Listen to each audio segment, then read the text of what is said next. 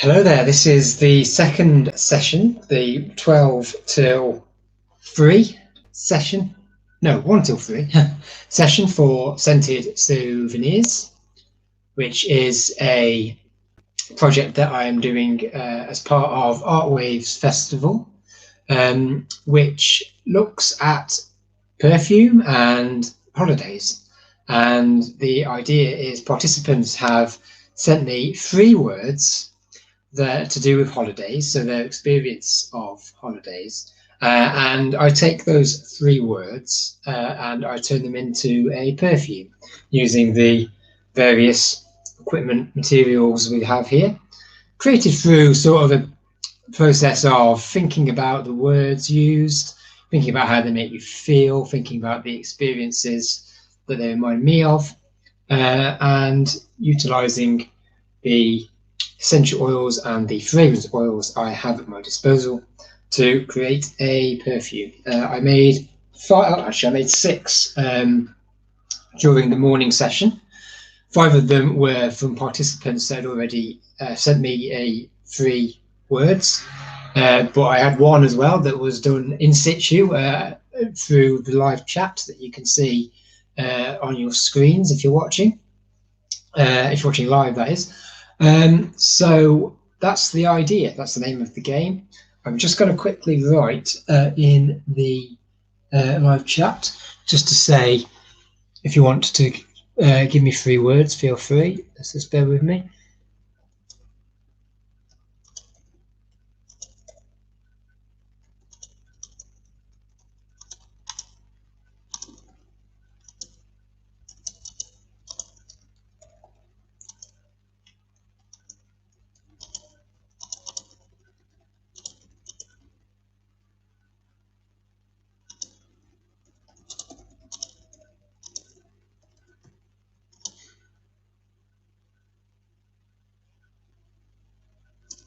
Excellent, so that's that done.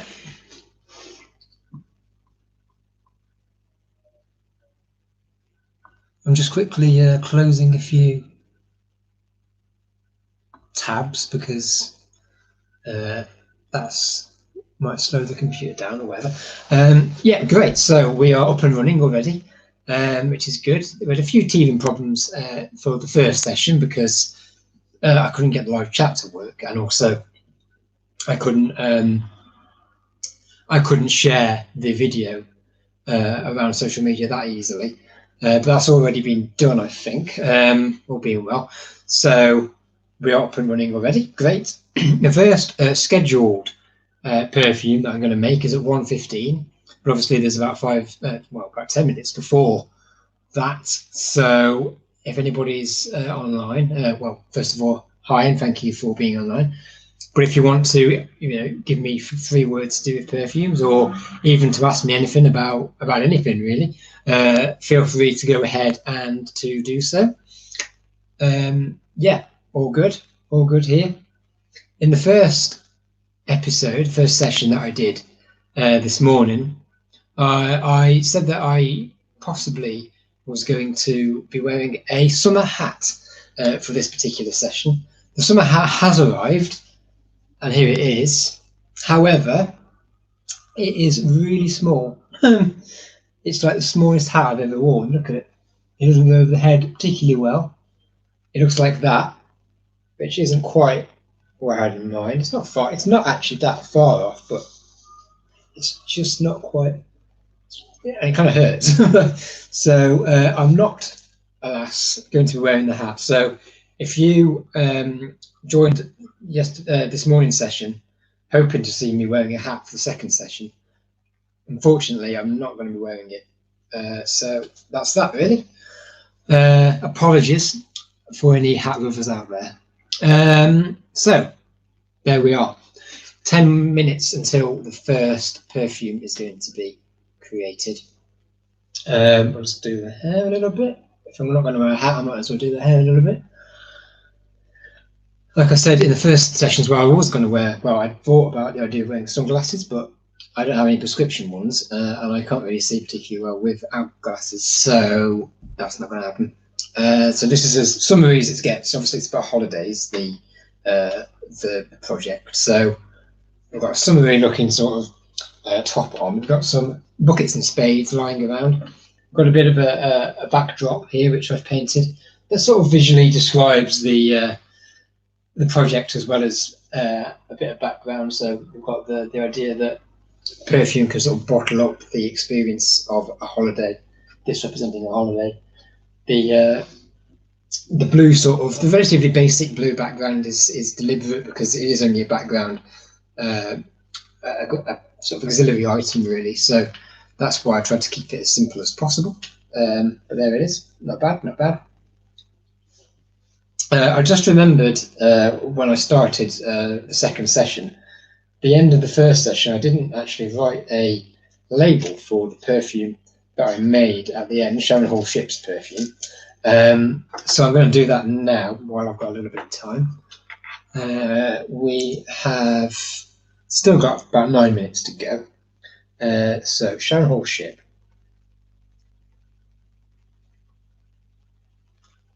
And her words to describe her perfume, her response to 3 words to do with holidays were escape, perspective, and clarity. And I used frankincense, ravensara, rose, and black pepper, all of them being relatively exotic fragrances to allude to the idea of escapism. And perspective and clarity from the context of aromatherapy is sort of present within the black pepper, frankincense, and ravensara, certainly. So that's the reason why I use those particular fragrances. So I'm just going to write down what I used.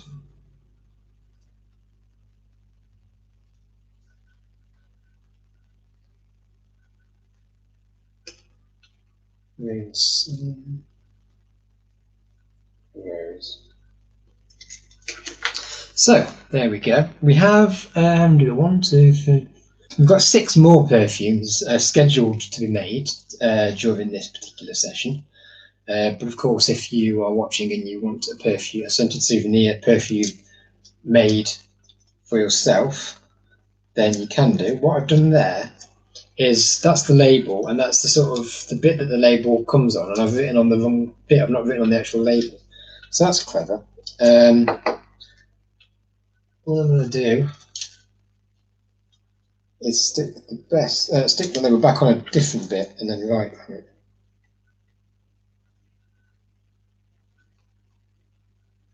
Again.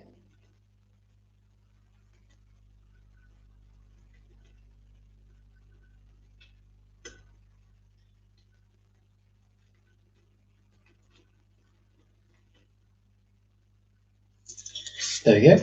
Whoops. Anyway. Can't. There we go. Excellent. So, there's Sharon Hall Ship's perfume.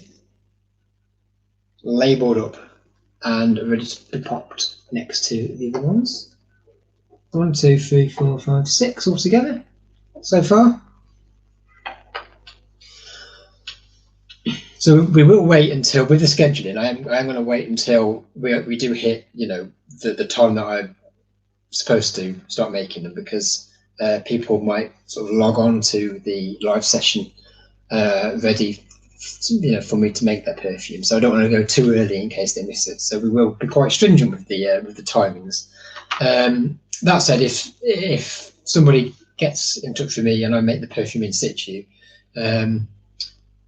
I'll make it, and it will, it can overrun slightly, but I don't want to be too early, is what I mean. So we've still got another 6 minutes to go until we do make the perfumes. The first perfume. This, as I said before, this is the equipment materials that we're going to be using today. They are essential oils and fragrance oils, and they are going to be combined with perfumer's alcohol, which is here.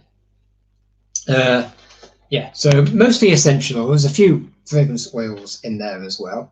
The difference, of course, being between essential oils and fragrance oils being that essential oils are natural, so they are derived from nature, whereas a fragrance oil is synthetic. So if I had a lemon essential oil, it would be made using real lemons. through some sort of steaming process or pressing process. If I had a synthetic oil that was lemon, it would be created in a lab, so it smelled like lemons, but it wouldn't actually contain any natural lemon. And the reason, so intuitively, you might think, well, why would I use fragrance oils? Because surely you want to use the natural product. And I think 9 times out of 10, that's correct. I do prefer using essential oils, actually. But there are some advantages to using fragrance oils instead, or as well. The cost is one implication. It's not the only thing that's the reason, but cost-wise, it can be expensive to make essential oils because the process is long.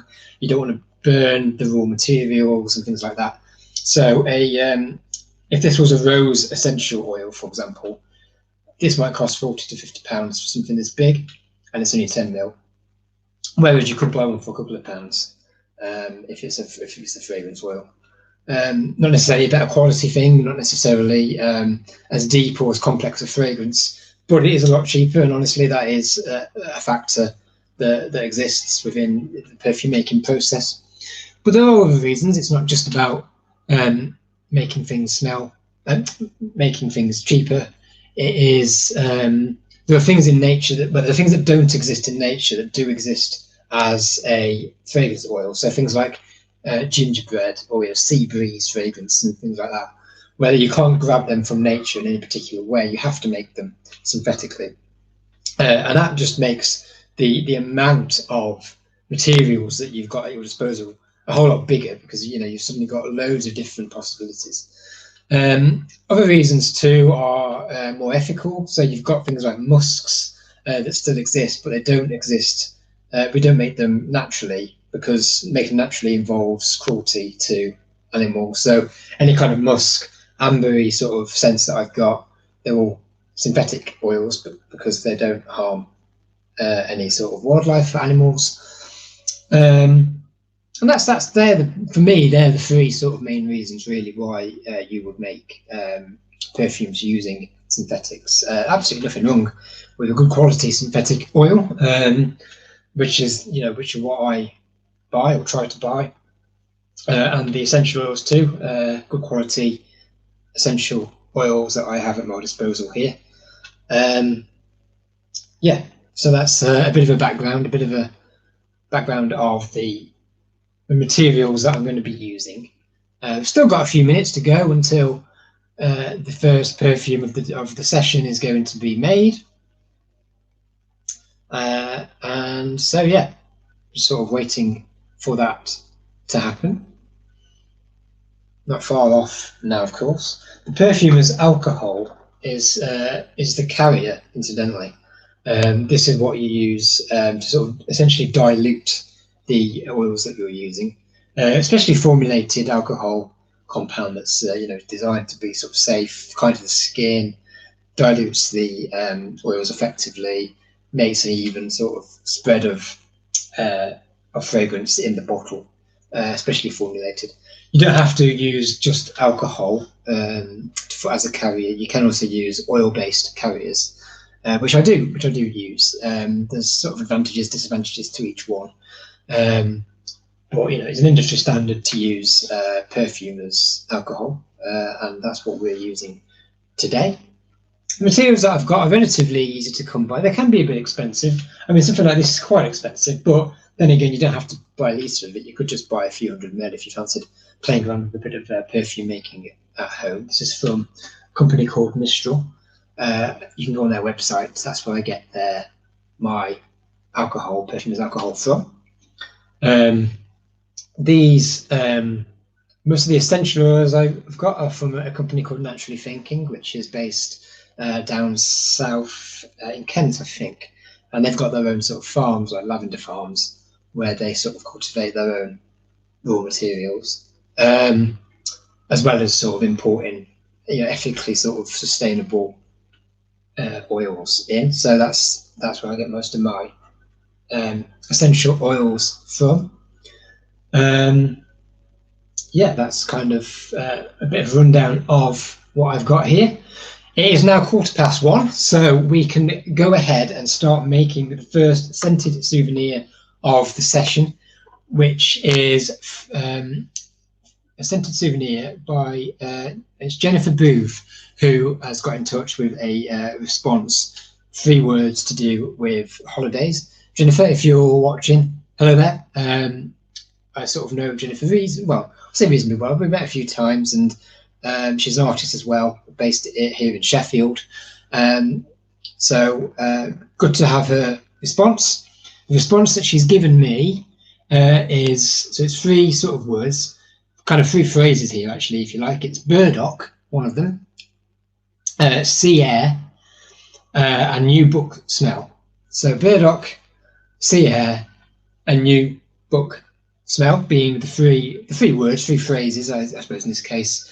Can play loose and fast with the rules a little bit.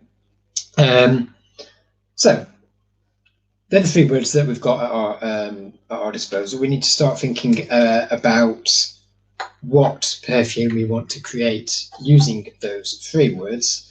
So intuitively, you think of new book smell, it can be quite a sort of, I guess, a little bit sort of woody, a little bit earthy, but a little bit crisp as well. So that's quite a nice one to sort of think about making, because we do have quite a lot of sort of wood-based, I guess, subtle wood-based scents. I've got something called Hoe Leaf here, which I think it's quite a subtle wood-based scent, and I think it's really evocative of new books. Actually, it has a very sort of kind of papery, sort of earthy sort of scent to it. I'm just putting these other oils onto my bit of equipment here, because I don't want to accidentally get them mixed up. So let's put them all back. Apart from those 2, I'm going to pets for.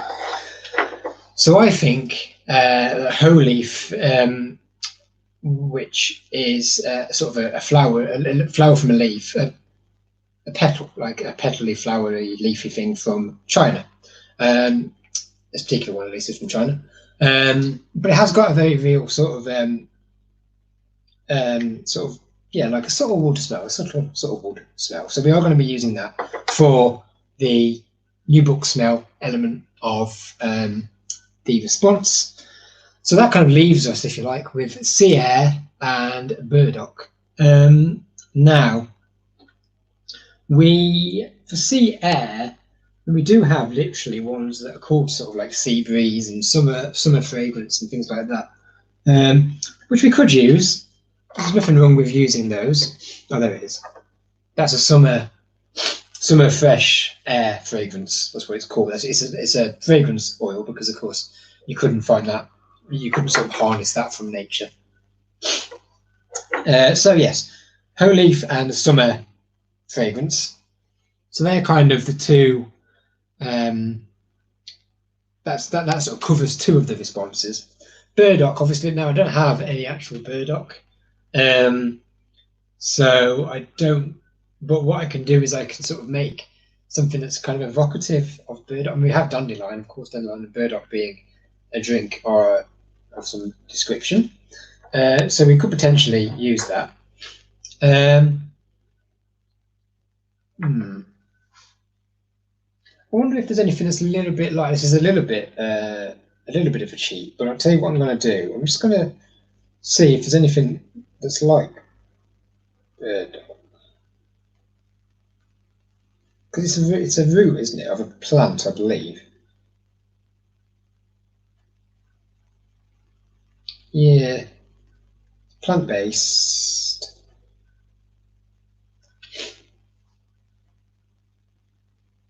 Yeah, native to Europe. I'm not that familiar with the sort of plant itself, you see. So I'm just taking a look at it, really. And it looks like it's the root that gets extracted, if anything. So intuitively, I've looked at that there, and I've sort of thought about various sort of outdoor type of sort of fragrances that you might get, that you might associate with sort of the seaside, or even just sort of being out walking, hiking, or that kind of thing. I am going to use, if I have it still, I am going to use dandelion because it does seem to have things in common with burdock. I do have dandelion somewhere, definitely.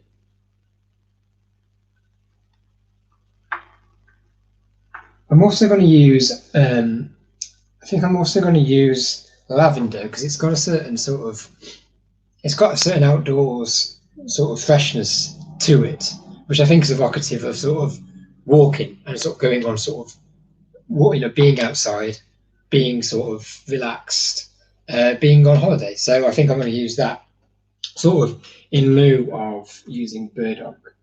I thought I had some dandelion. Whether I have not brought it with me or what.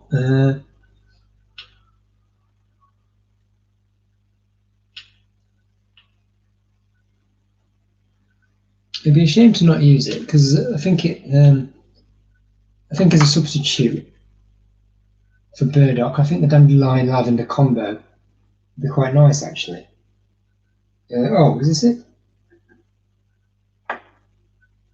Yeah, okay, great. So we have got holy. So what we've got here then is whole leaf and dandelion, lavender, and summerfresh. Okay, so whole leaf, dandelion, lavender, summerfresh. They're the 4 fragrances that I'm going to use to create Jennifer's perfume here. So the new book smell is really sort of evoked by the whole leaf.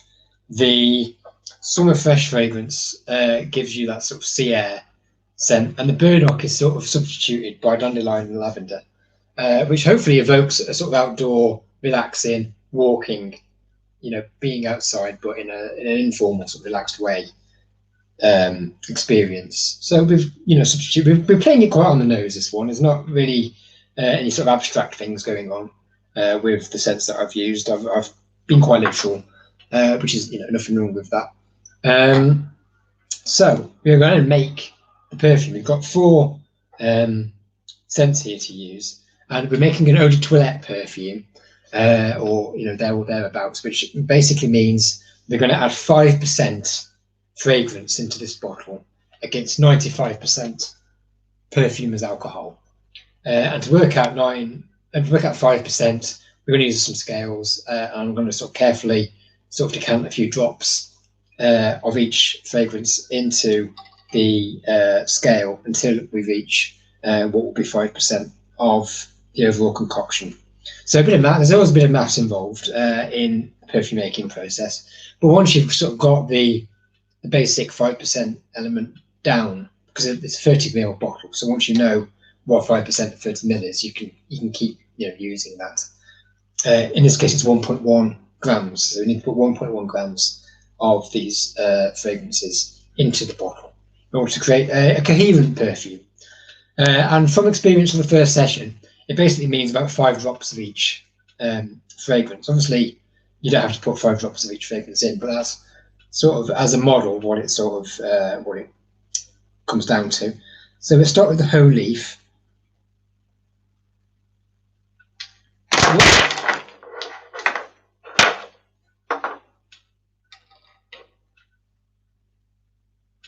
One, 2, 3, 4, 5. And then let's go for the dandelion.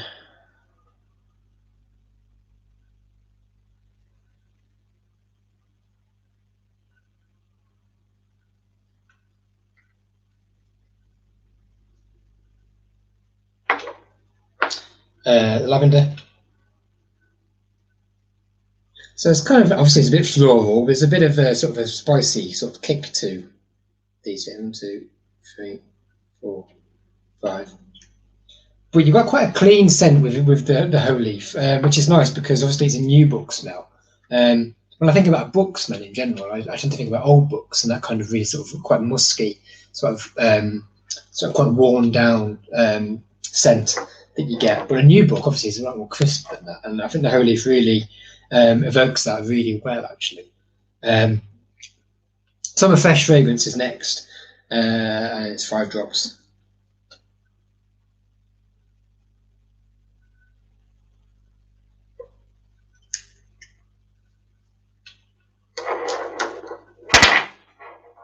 And there we are. That's the fragrance in there. That's we've used 3 essential oils and 1 fragrance oil there for that particular scent. We have got 30. We're going to use 30 ml of perfumes alcohol per perfume.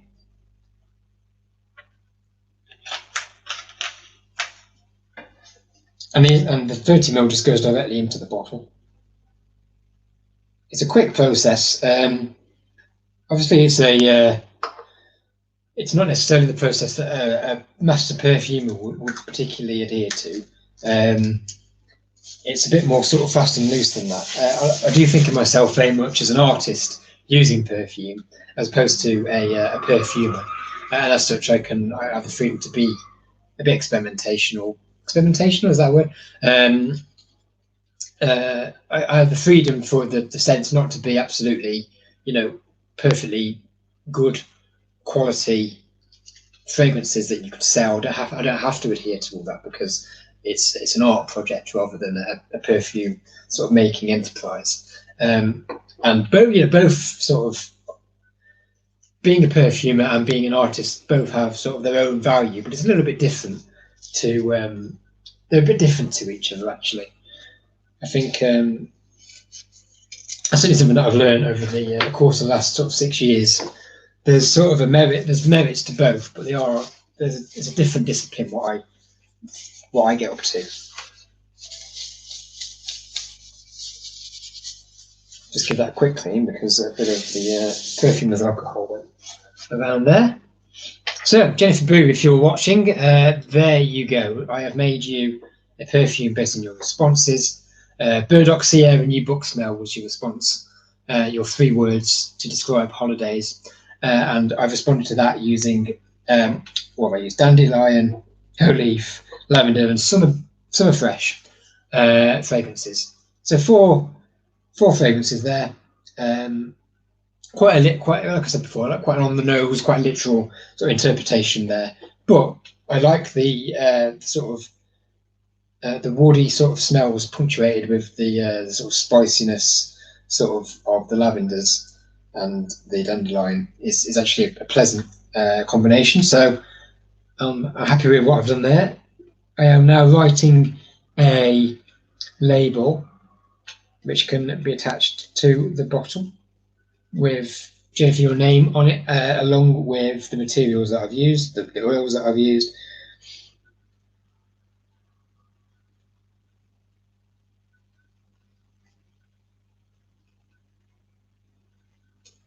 Summer Brew, Summer Fresh.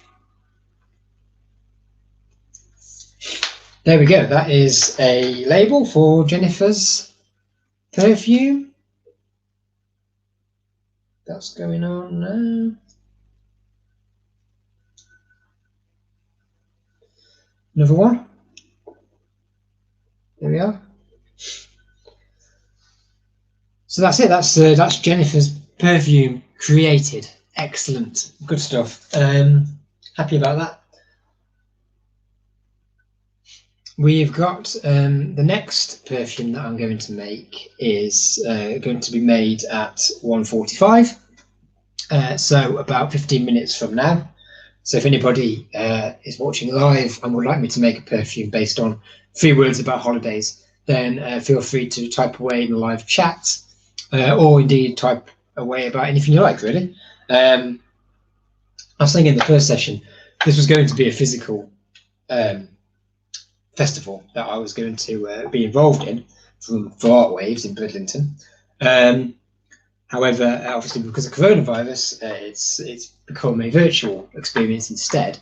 But one of the things about a physical presence at like a festival is obviously you're there to do your job and to do the work that you've proposed. But what actually happens as well is you get a lot of just conversation with people, and not necessarily to do with the work that you're making. It could be a little bit more, could be generally about perfume, but it could kind of be about anything really. And I don't mind trying to retain a little bit of that sort of festival sort of spirit in these sessions. So feel free to ask me anything actually about kind of my work or just life in general, or something that you saw on TV last night, or anything you like really. So we've got 15 minutes until the next perfume is going to be made. So that's that really. We've got, like I say, we've got 1, 2, 3, 4. We've got 6 perfumes to make in this particular session. After the 145, when the 145 one starts, there's only 15-minute increments between them. So it could be quite a fast-paced affair for the last sort of hour or so.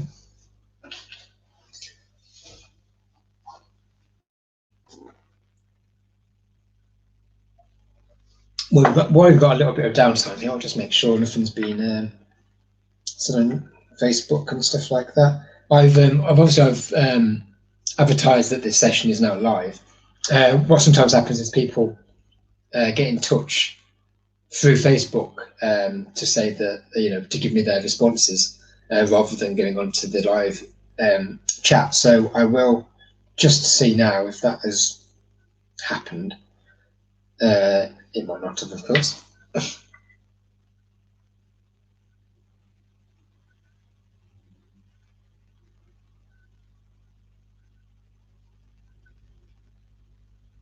Can't see.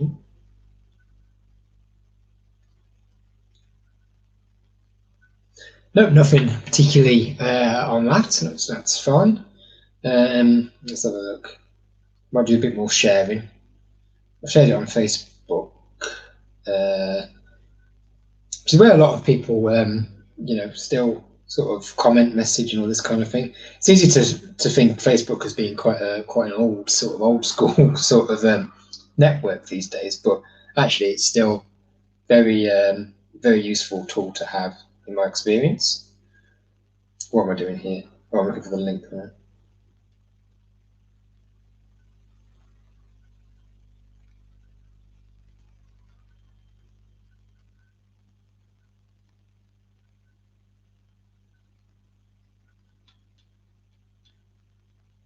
I found it. Okay, so copy link.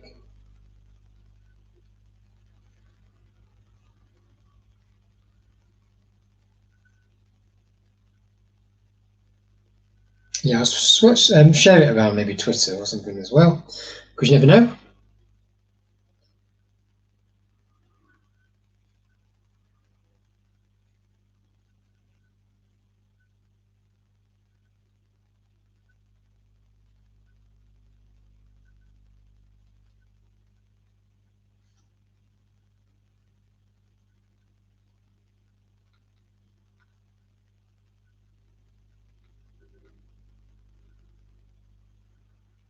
Splendid.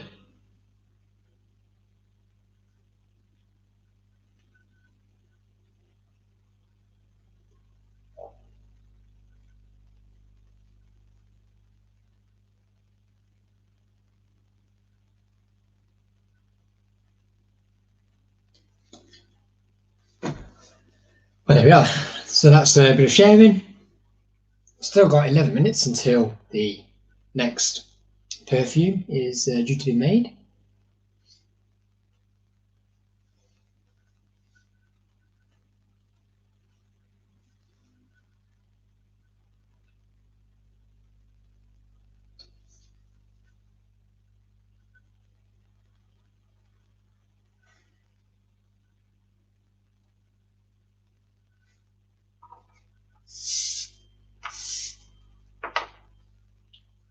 We've had a live chat here from Sharon Mosbeck. What 3 words make you think of holidays? So, well, what makes me think of holidays? Whenever I think of the word holiday, I tend to think about sort of holidays in the UK, actually, even though isn't it? I don't have to think of that. It's what comes to mind first. So I guess things like arcade machines, donuts, the sort of beach front as well. So I guess 3 words are, I guess, beach, arcades, and donuts. I think that's what I'd say if I was doing that. I mean, I don't. It's kind of strange because I don't. It's not like I definitely eat donuts and stuff. I guess it's because the sort of general sort of. It smells like donuts around, kind of on holiday, doesn't it? So I guess that's why I'm thinking donuts. And obviously, beach is beach, really. And arcades, I do quite like an arcade machine, the 2p sort of machines. Yeah, lots of good useless tap from those over the years. Yeah, so that's the 3 I'd use, I think. Maybe I'll make a perfume based on that. Maybe at the end of the session. No, this is not a session. End of the weekend, maybe. Got 2 sessions tomorrow, of course. We've got the same kind of situation tomorrow as today, in that I'm going to run a morning session from 10 till 12, and an afternoon session from 1 till 3. And I've got a fair few responses that I'm going to create perfumes for, but obviously I've also got a little bit of space in between the perfume making process to fit anybody else in that would like to have a perfume made. So that's kind of how the sessions are created, how they work. It's 1:36 p.m. on the 6th of March at the moment. So still 9 minutes to go until the next perfume is going to be made. I'm trying in the perfume making process. I'm trying to be as spontaneous as possible, really, because that was kind of the idea behind the project initially. Is it would force me to make a perfume on the spot, you know, in a quite a counterintuitive way, actually, because normally when I'm making perfumes for projects, for exhibitions, for events, I tend to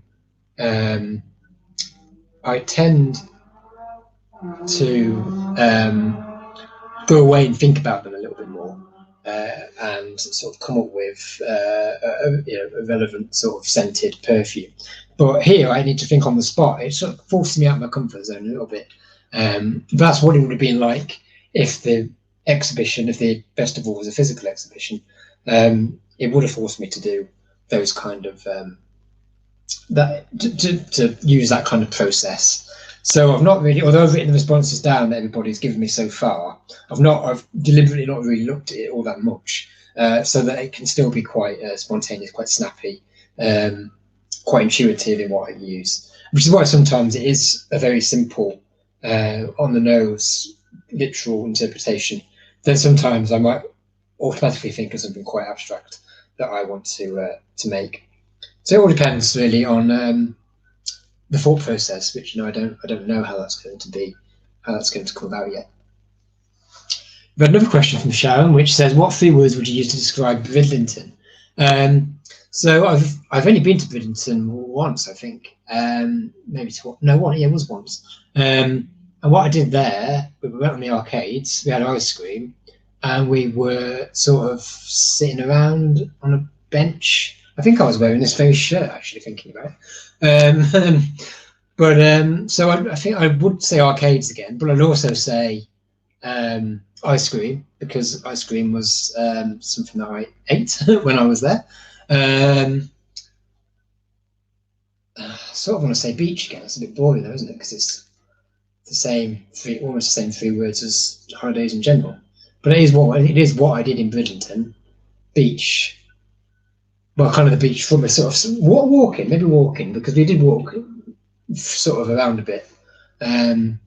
We bought fridge magnet. I say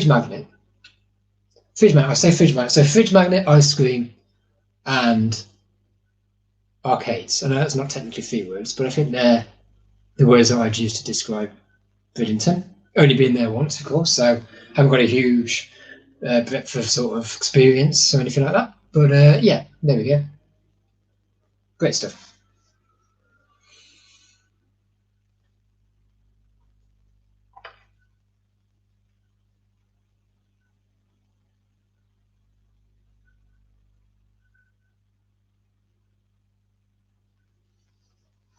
When we get back round to being able to see each other, go out again, play together, I think I'll try and gift perfumes that I've made to people, because I tend to see the projects like this where I've asked people for a response for me to use. It's very much a sort of a collaborative effort. It wouldn't exist without other people.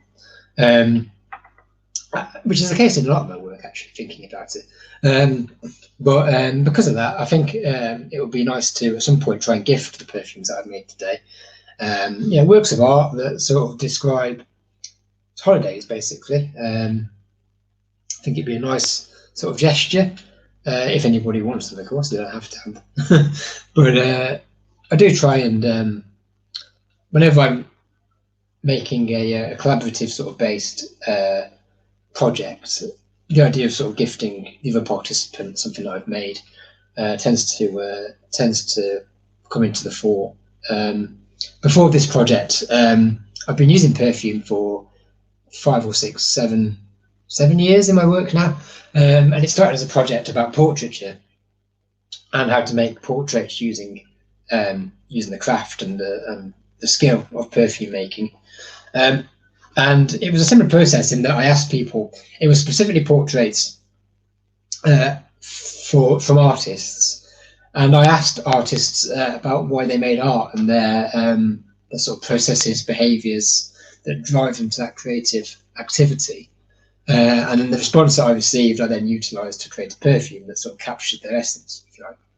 And then these perfumes were exhibited in contemporary art sort of spaces, and there's, I guess, was an overarching aim to sort of highlight the artistic sort of potential of perfumery, which isn't really particularly explored in contemporary art. So I tried to embrace it and highlight the advantages of using perfume. That was the project, and again, because I made the perfume based on a particular person, it was a portrait. And again, I gifted those works, or I've tried to gift them, or I've offered them as a gift to participants in the past.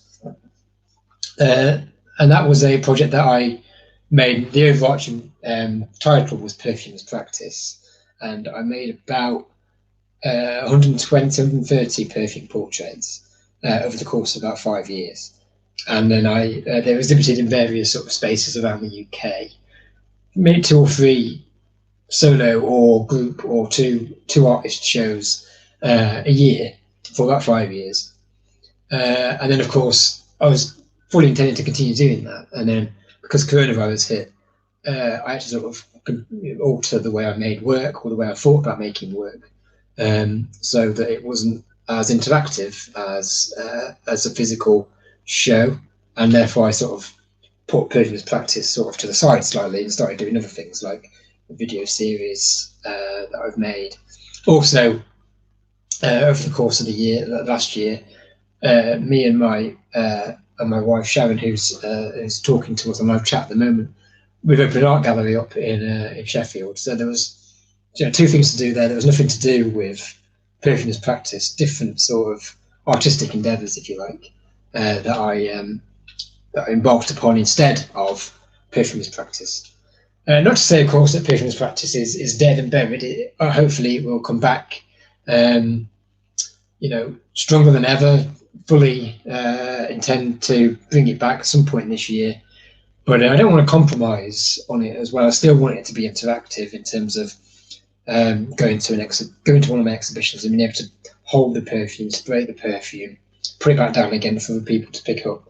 Those kind of interactions aren't really viable at the moment, and I don't think they'll be viable for a while yet, even when we come out of social distancing and all that kind of stuff. I think there'll still be reluctance to pick up stuff within contemporary art galleries. So we might not see Perfumes Practice this year, but hopefully 2022 we will. And that said, as well, I've not just stopped making work either. I've got another project lined up, ready to go for this year. That's still about scent, but isn't about perfume. And I'll explain a bit more about that maybe later on in this session. However, it is now 1:45, 1:45 p.m., which means that it is time to make another scented souvenir perfume. So I'm going to get one of these bottles. These, incidentally, are they're plastic bottles, but they are environmentally sustainable, recyclable plastic bottles. I've worked quite hard to source a good, sustainable, eco-friendly plastic. And this is it. Fantastic bottle. Kind of, it looks a little bit like it could be glass from certain angles, which is great. It's a good quality thing, this. So the next perfume scented souvenir is going to be of a response from Katrina Ross, who I know from my days of living in Chester. Hi, Katrina. Probably haven't spoken to you physically for about 10, 11, 12 years. But hello. Hopefully you've joined us here while you're watching away from being live. Your responses, your 3 words to describe holidays are grass, farm, and turf. So grass, farm, and turf. Obviously, intuitively, the farmyard springs to mind, that the kind of the sense, experiences, the associations with farm life, farm animals, and all this kind of stuff. And that's intuitively what I've been thinking of. So if we play it on the nose again, we've got grass. We've got a cut grass scent somewhere, which is around here somewhere. That kind of farm-based response reminds me of the UK. It's quite a domestic, quite a local sounding, feeling experience to me. Well, we've got cut grass. I found some garden mint as well. I know that's not quite. I don't know, something about the garden mint that sort of sprung to mind. So I'm just going to leave it there for now. Maybe it's that locality, that kind of local, domestic sort of feeling. That's the reason why I've been drawn to the cut grass. We've also got a bit of sage as well, which is a UK-based sage that I've sourced, and it's. Although obviously intuitively it's about farm life, it's reminded me more actually of local and domestic locality. That kind of sense of being in the UK. So maybe I'll run with that, and it'll be a little bit more of an abstract sort of response, certainly compared to Jennifer's, where I did hit it quite literally. So let's try that. Let's try finding some things that are a little bit more in tune to the UK rather than anyone else. If I can, it's not necessarily possible to do that. Got some lavender. I do tend to use lavender a lot though, so I'm not sure I'm definitely going to use that. Turf. Well, we've got something like patchouli, which is a very earthy, sort of outdoorsy kind of, but a little bit kind of peppery sort of scent. So it's going to give it a bit of a kick. So we've got patchouli. I'll tell you what, I am going to use lavender because it has got that kind of outdoors, and again, it's not necessarily local, but it has a certain sort of locality to it. So patchouli, lavender, cut grass, sage, and garden mint. So the patchouli, well, actually, in this particular instance, they all sort of represent everything, really. You've got grass, farm, and turf, and that's represented by the sort of earthiness of the patchouli, the outdoor sort of and slightly floral scent of the lavender, and then the garden mint, cut grass, sage combination, alludes to that sort of local idea that of being in the UK on holiday, it feels like quite a domestic response, and I've tried to be quite domestic in the materials that I've chose here. So that's what I'm going to go with. So it's a case of, again, trying to create a perfume that's 5% of these fragrances and 95% perfume as alcohol. And we're going to begin with the patchouli, the lovely earthy sort of scent of patchouli, one of my favourite scents to use, actually. This is an essential oil. I think they're all essential oils. Well, the cooked glass is a fragrance oil. So 5 drops of patchouli going into the bottle eventually. 1, 3.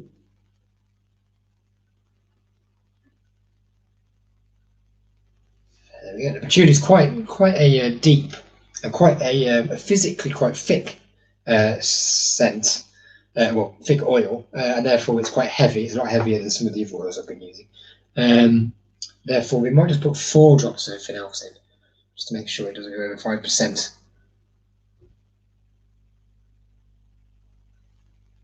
I've just put 5 of that in, so that's that's not quite what I just said a minute ago, but it doesn't matter. We're only on 0.41, so we've got a little bit of leeway. We're trying to get up to 1.1 grams to create a 5% fragrance. And we're about halfway there at the moment. The cut glass is next. I will put 4 of these in. So 4 of cut glass, 4 of sage,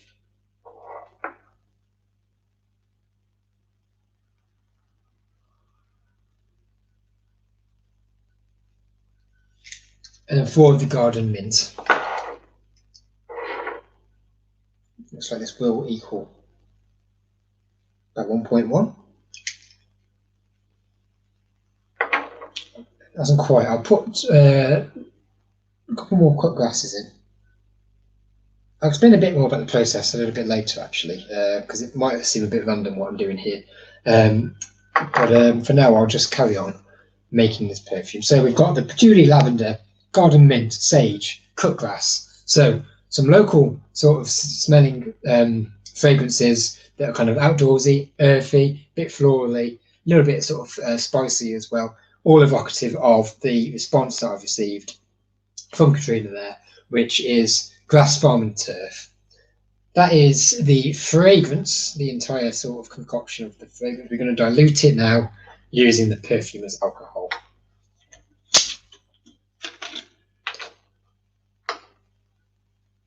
I'm adding 30 ml perfumes that we're making over the weekend today and tomorrow.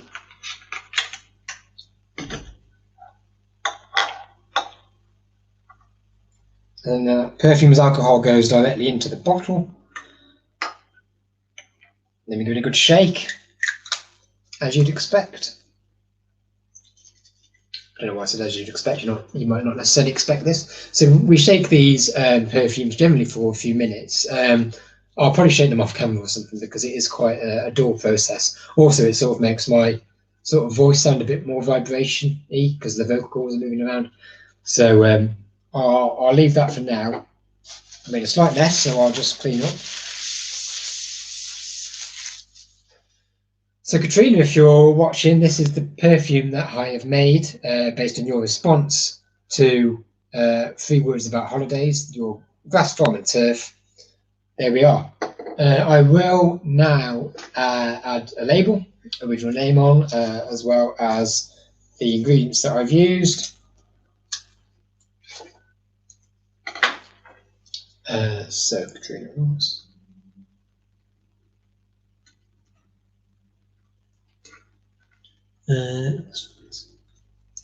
So patchouli.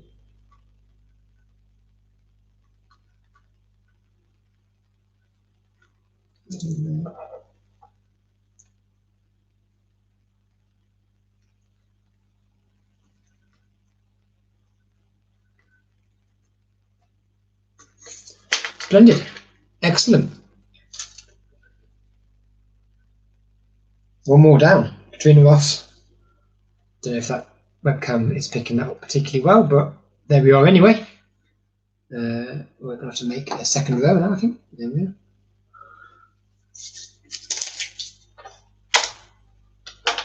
Another one down. So the next perfume we're going to make is at 2 o'clock. So we've got 5 more minutes.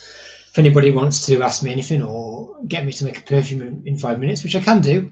I quite like making perfumes quickly. Then feel free to drop me a live chat comment, which you can do over the side there, assuming you can access that. Another one down.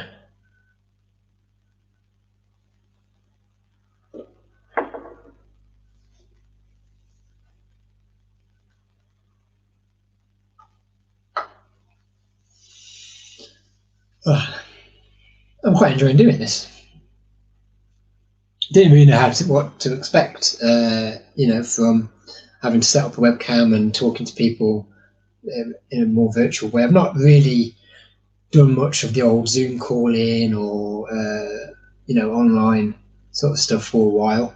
I had a job where I did it sort of quite a bit, but then I stopped doing that job in September. I haven't done it since really, but feels good. It feels good to be doing something again. I think a lot of artists are feeling like that. There's movement towards being able to do physical exhibitions a bit more now. People are starting to think about physical exhibitions. I know I certainly am. And it feels good. It feels like a more positive sort of time compared to a few months ago. Still not out of the woods, of course, as everybody would have you say, but we're getting there. Quite looking forward to sort of carrying on as I did a few years ago, really. Anyway, that's the patchouli and the lavender done. I'll put these back over here. This is a bit of it helps me organise my oils. The top ones here are top notes, the middle ones here are middle notes, and the base ones here are base notes. In a perfume, you have top notes, middle notes, and base notes. And the top notes are the scents that you smell first. They are then followed by the middle notes, and then the base notes are at the end. So you've got a perfume when you spray it. The first impression that you get is of the top notes.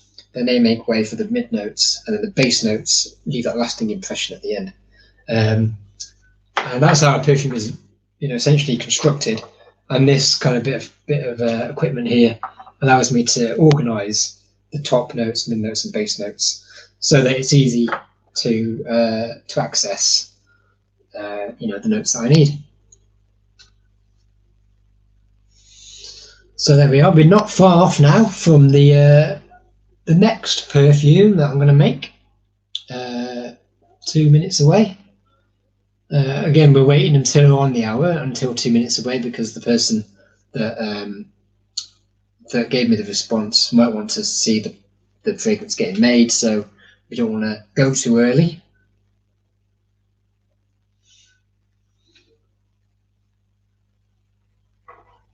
In the meantime, we'll prepare the bottle. Keep closing this for no reason, really. There we go.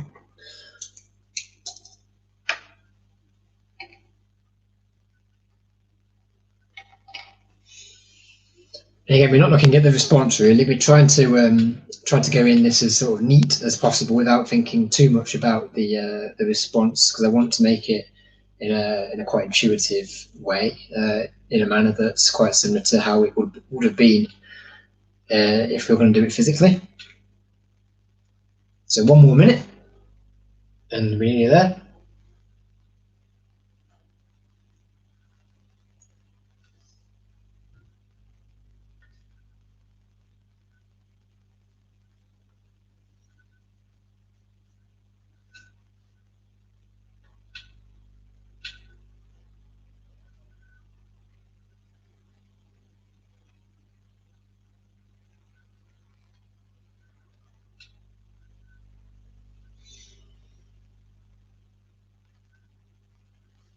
Move this out of the way a bit.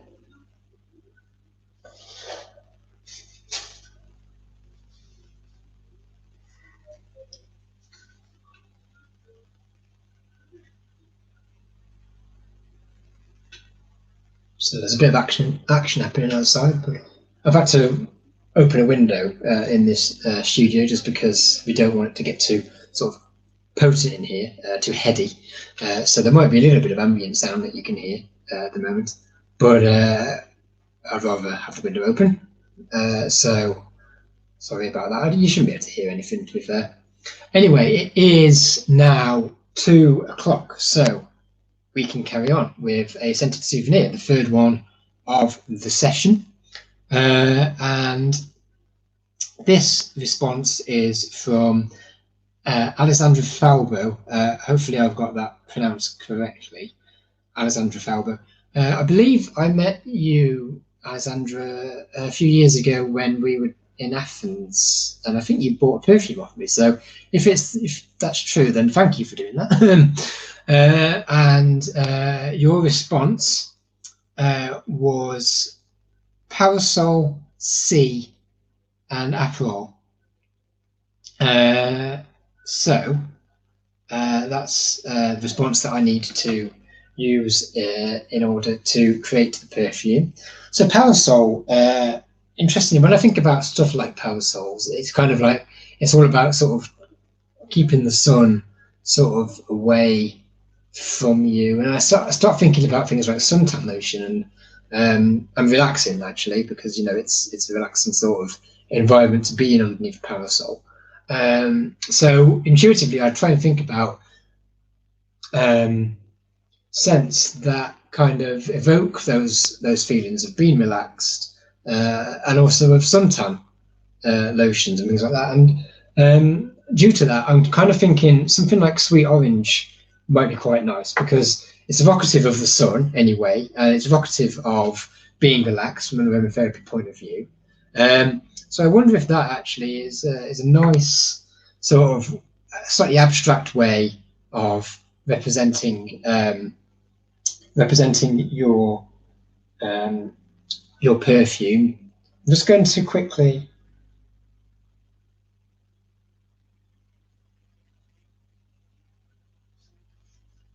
So somebody had just commented on Facebook with something brilliant to that. So yeah, I'm going to go for sweet orange to sort of represent that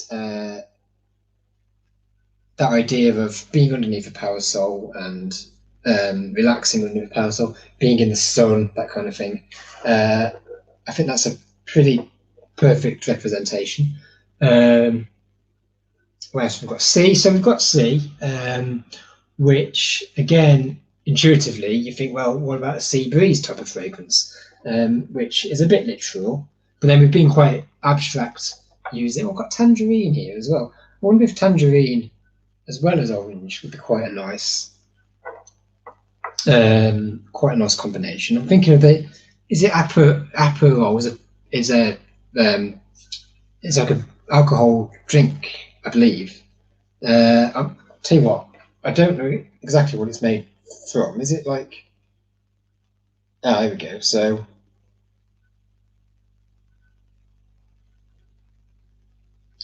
Aperol is made of rhubarb, gentian, other ingredients. Vibrant orange hue.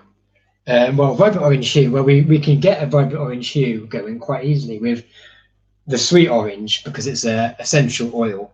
It will have a quite orangey hue anyway, as will the tangerine potentially. Yeah, okay. So we'll go with that. And obviously we're using perfume as alcohol, so we've got an alcohol sort of representation involved. What else have we got? We've got sea.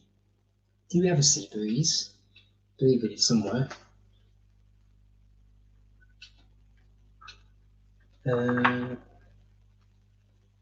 This is honey, and that sounds a bit left field, but it's a fragrance oil, and it's actually quite sweet, and it kind of reminds me of drinks in terms of it being quite so sweet. It's quite a sugary scent, so I think I might use the honey, maybe quite sparingly in here. I'm sure we've got a sea breeze somewhere, don't we? Yeah, great, okay. So sea breeze, honey at the moment, sweet orange and tangerine is what we've got at the moment. is that all we're going to use? We could use other stuff as well. We've got citronello fragrance, which is quite. We've got lemon. I'm sort of tempted to put lemon in, right? Because you've got that kind of. When I was talking about evoking the idea of the sun, that kind of sprang to mind. But obviously, lemon's a bit more of a yellowy sort of hue than the oranges, which also could be used to represent the Aperol. So I think I won't use lemon. Sort of feel like I want to use something else, but I don't need to. I have got 4 oils here that are perfectly usable. What else have we got? Just trying to have a look at the base notes to see if there's anything that really sticks out. But there's not really. I don't know. I think maybe we'll stick with what we've got now. The honey is quite a dense honey, so I think we use that as the base note, and then we've got the actually got this sea breeze and the orange and tangerine. So there we go. They're the 4 oils that I'm going to use. The honey, sweet orange and tangerine all sort of represent the kind of parasol and the idea that the sun is out and we're relaxing. We've got the orange hue of both the sun and the Aperol.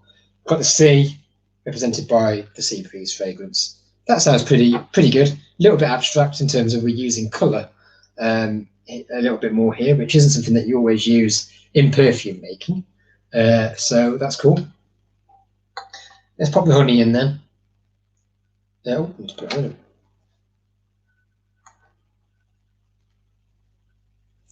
in. So trying to get up to 1.1 grams. And the previous sessions has told me that it's about 5 drops of each that does that. Honey's gone in. The sea breeze is next.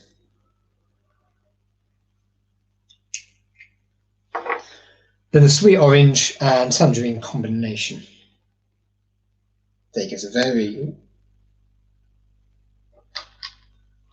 sort of orangey in colour, which is what we wanted. That is a little bit yellowy orange, but it's not as vibrant as the sweet orange, which is fine. Tell you what, I'll use 2 more drops of honey. 2 more drops of the sun fragrance.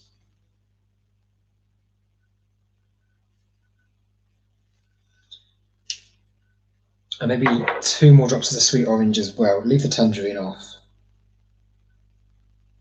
Oh yeah, that's gone up to what we need it to go up to. 1.9, 1.09. So that's a little bit off 1.1, but not far off.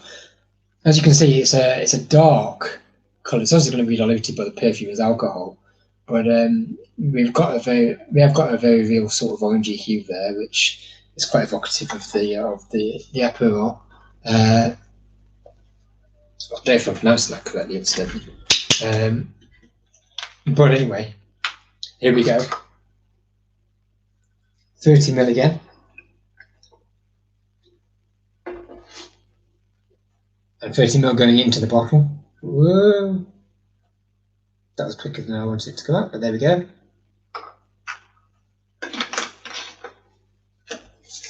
What have we got going on now then? We've got the bottle. That's all the fragrance in there. It's still quite a bright colour. I don't know if you can see that on the screen particularly well, but it's still pretty bright. Still quite an orangey colour, which is great. Kind of what we wanted, really, given the response that we received. Get a bit of a shake. We'll do that for 2 minutes off camera because nobody wants to see me shake a bottle for 2 minutes at a time. Put these away nicely because I don't want to get onto no space. There's no space up there, but that's fine. So they're away nicely. And again, we're going to add a label so we know what ingredients have been used. And we know whose perfume it is. So I'm going to put the name on as well as the ingredients.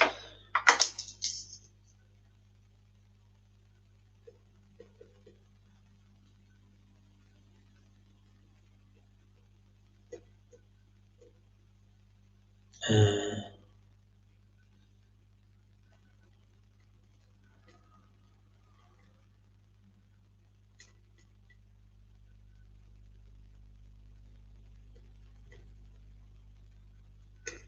that's that. Allesandra, that is your perfume created. If you're watching, thank you very much for your response.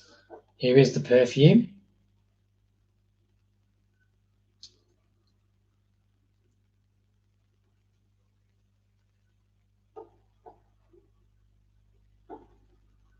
One more down. Thank you very much for your response. As I say, we are halfway there now. Then we've only got 3 more to go this session. The next one being at 1:15, so we've got 5 more minutes until the next one. Yeah, great stuff. Great stuff. We've got 1, 2, 3, 4, 5, 6, 7. We've got 9 so far, which is a good amount. Getting through them.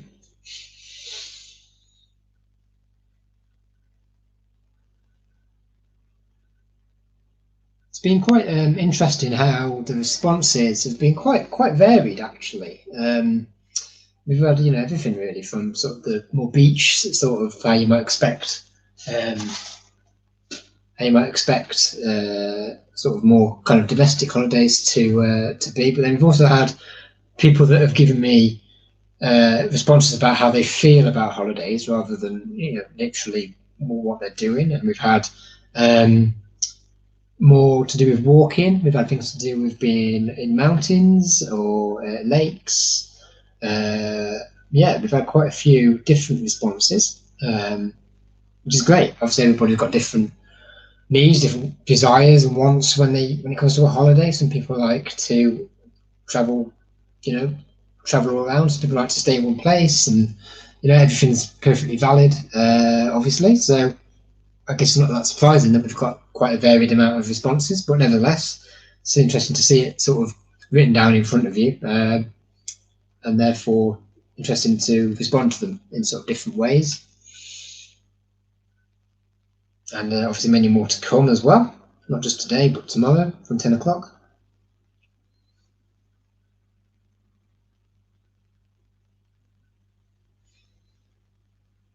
Again, if you're joining us, you can feel free to live chat with me or anything like that. You don't have to just talk about perfume. We can talk about anything you like, really.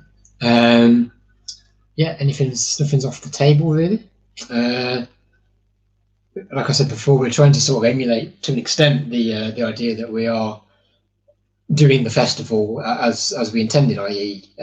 Physically, sort of in real life. And something that's cool about doing stuff like festivals is you meet loads of people and you have really, really varied conversations, and it's not always just about the work that you're there for. It can be sort of like anything, and all sort of contributes to the experience, really. So do feel free to drop me any sort of chat. It doesn't have to be just perfume based.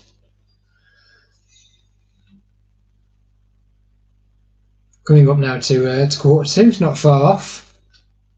We sort of feel like we're sort of powering through these particular perfumes. I guess it's because they're quite close together. 15-minute intervals isn't a huge amount of time.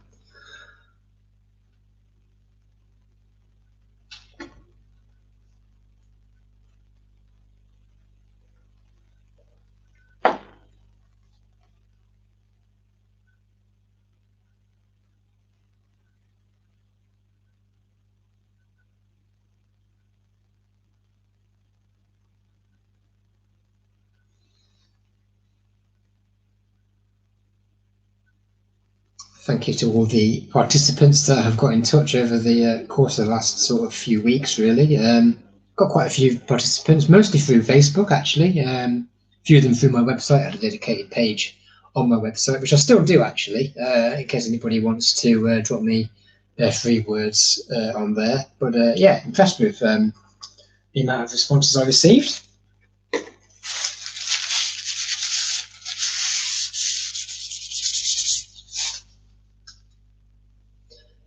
Getting perilously close now to 1:45, which means we're going to start making the perfume soon for the next participant.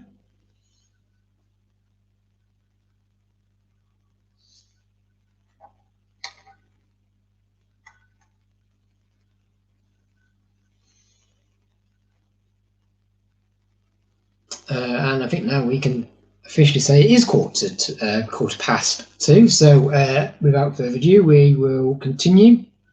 The next participant is Amanda Fuller, who I believe I've met once or twice when I was doing some group exhibition open calls. I think you came to see some of the exhibitions that we put on. I think one of your friends was in them, and that's why you came. I don't know if that's definitely it, but Amanda, anyway, if you are watching or if you're going to watch in a non-live capacity, then hello. Here's the perfume that I'm going to make for you.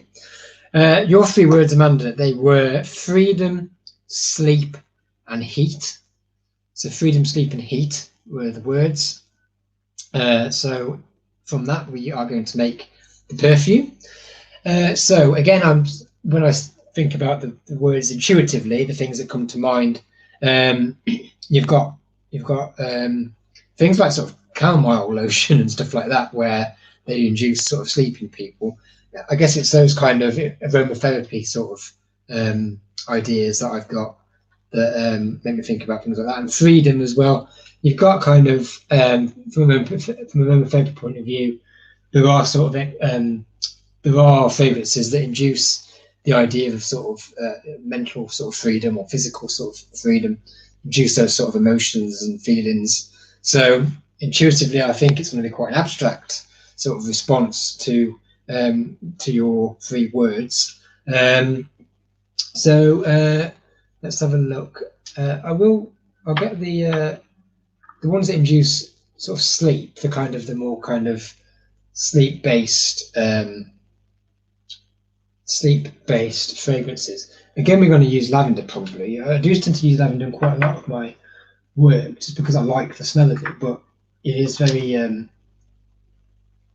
lavender is used quite prolifically to sort of induce that kind of relaxed sort of state.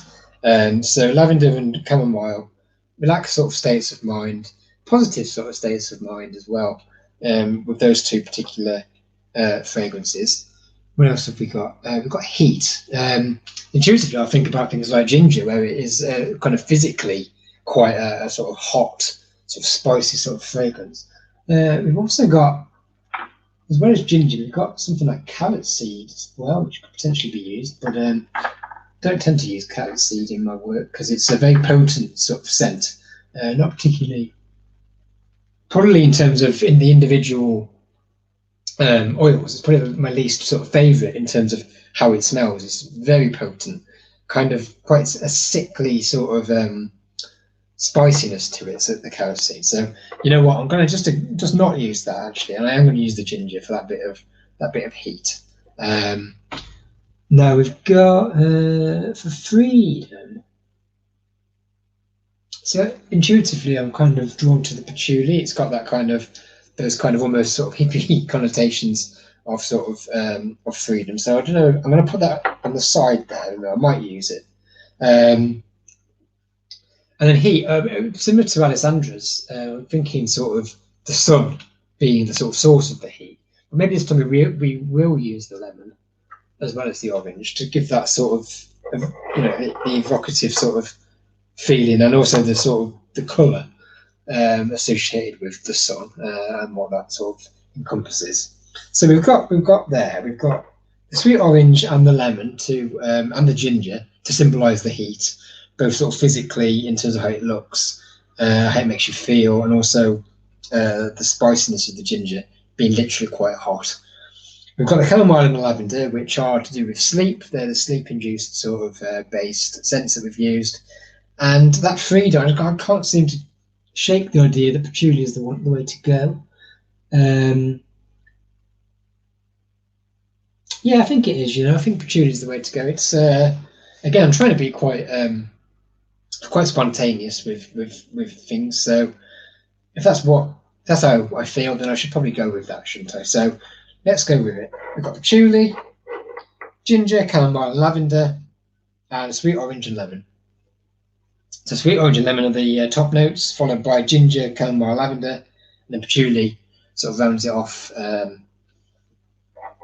at the base. That'd be the lasting impression.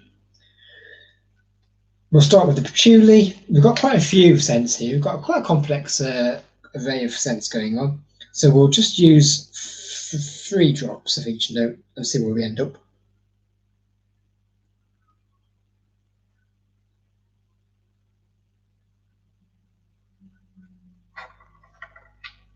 That's the patchouli gone in.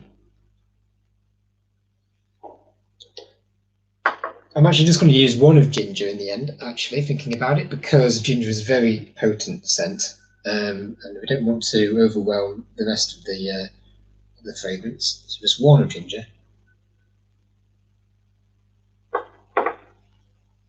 That being the case, we'll put 5 of lavender and 5 of chamomile in.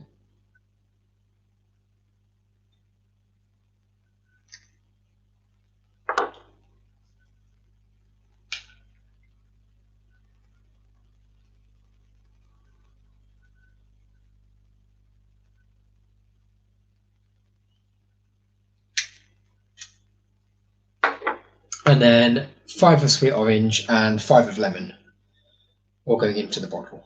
And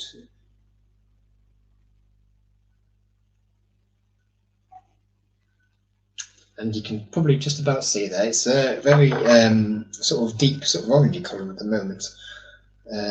Webcam might not quite pick it up as vibrantly as it looks in real life.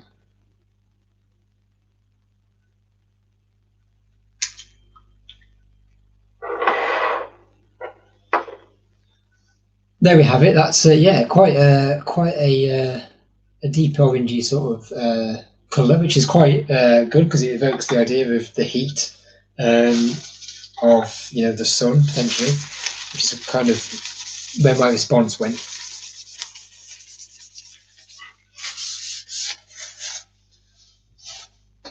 And as ever, we are going to add the perfume as alcohol.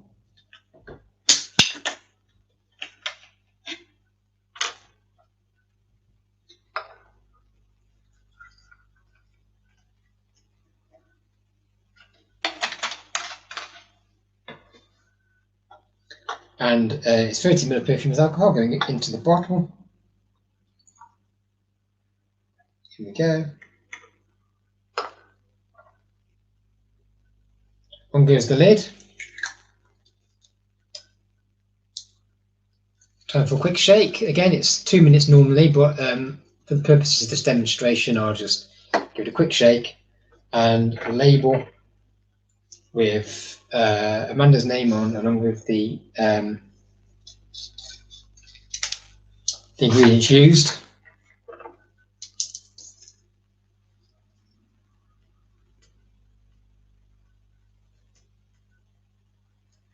And then we've got patchouli,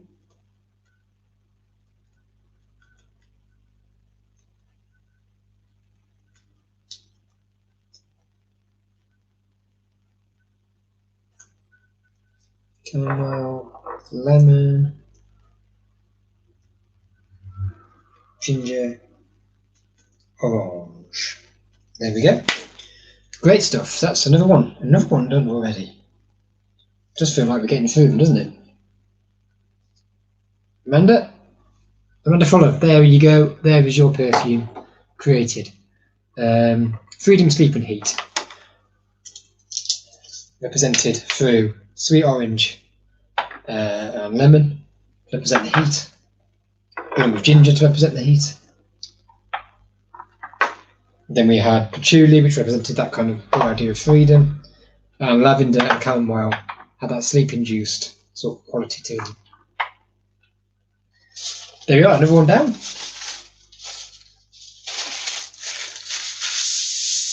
Keep your surfaces clean, of course.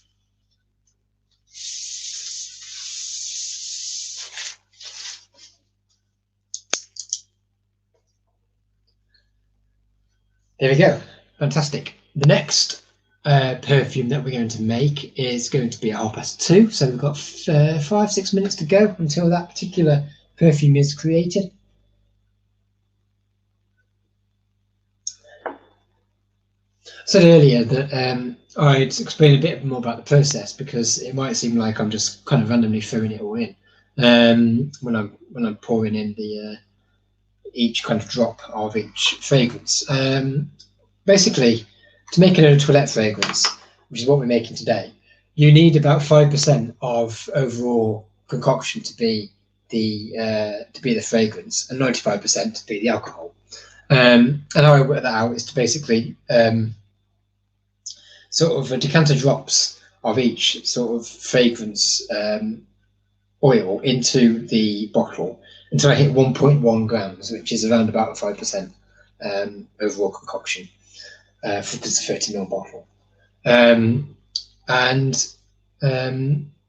What I'm doing today is I'm basically putting an even amount of oil into the bottle, so it's an even distribution of each scent, which is a relatively simple way of doing it.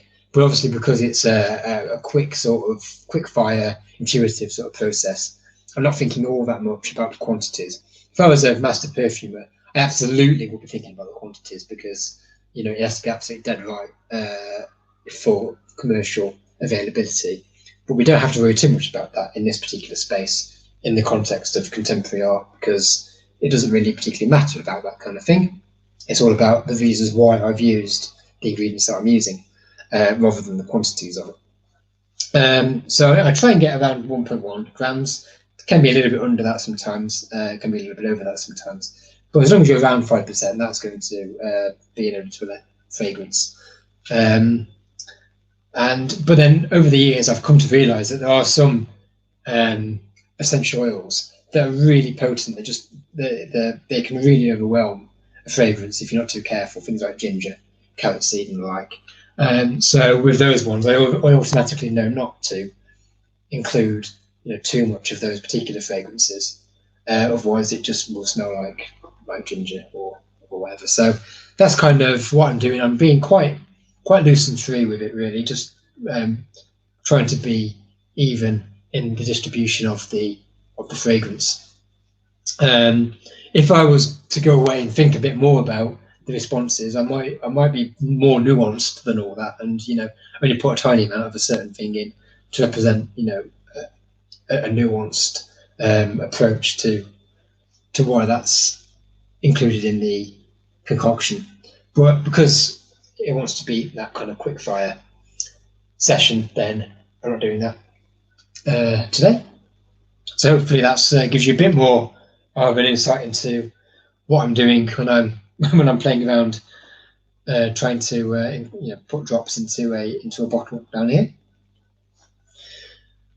We've got another 2 minutes to go until the next perfume is going to be created, 2:30. So look forward to that. The second to last one of the day, which will be about the halfway mark of the whole thing, which is kind of mad, really, to think of. But there we are.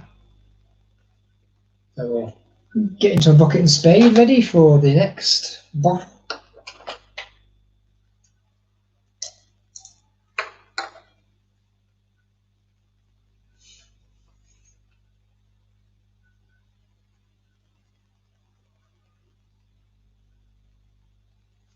I want to make sure nobody's said anything on Facebook, like they've responded on Facebook or something like that with their response, because that can happen.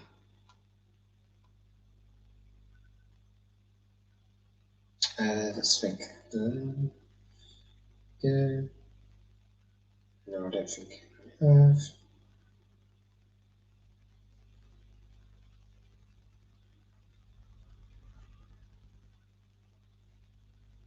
Nope, that's fine.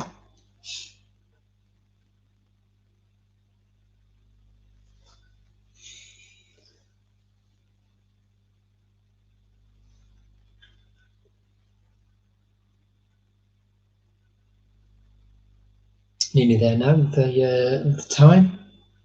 29 minutes past 2 at the moment.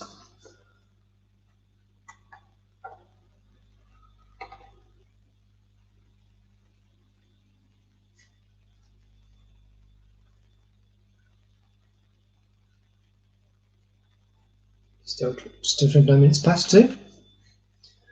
As I said before, I'm waiting until on the particular time, just because I don't want anybody to miss their perfume being made. But it is now past.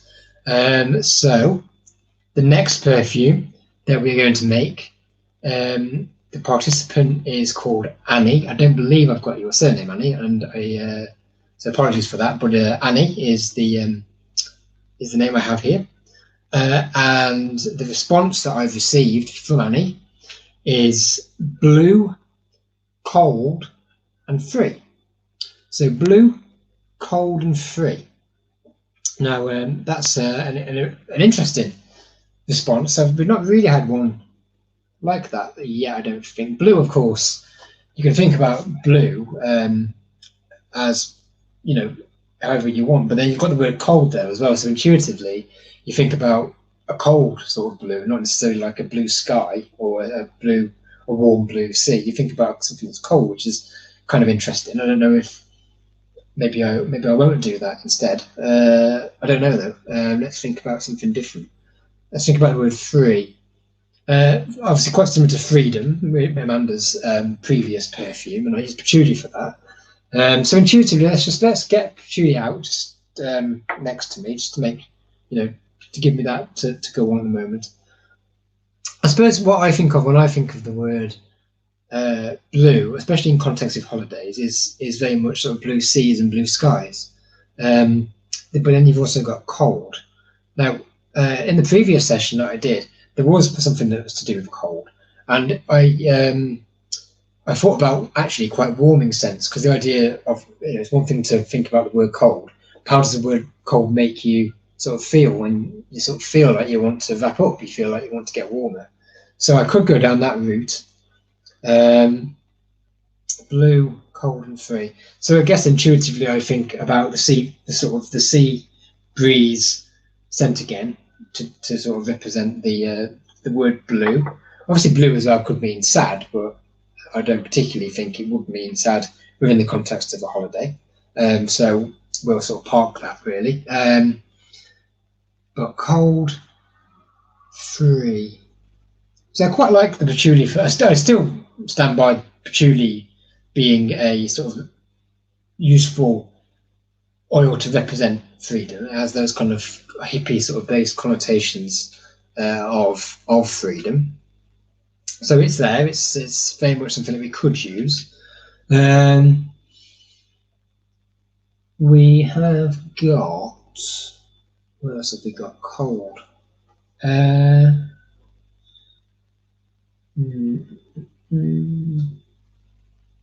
Again, cold with cold. I just sort of feel like trying to make something that's warming, because I don't want to be cold. It's cold, therefore I want to be warm. It's kind of how I interpret that particular thing. So maybe we'll get some quite warming scents going on. Let's have a look.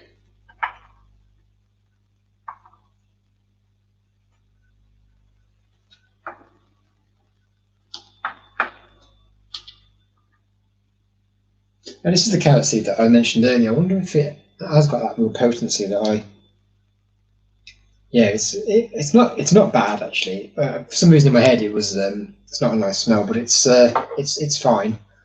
I'm not going to use it for this. I just sort of remembered that it existed.